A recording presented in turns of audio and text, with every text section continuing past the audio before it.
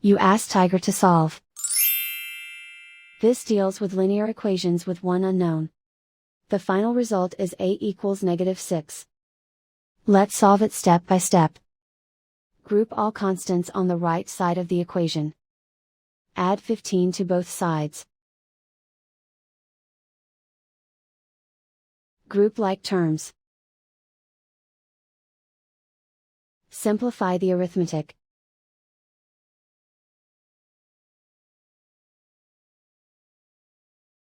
Isolate the m. Multiply both sides by inverse fraction 2 over -5.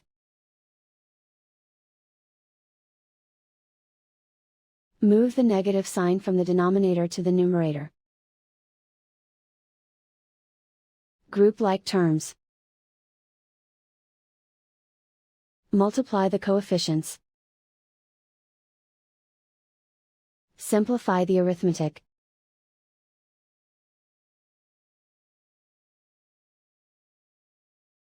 Move the negative sign from the denominator to the numerator. Multiply the fractions. Simplify the arithmetic.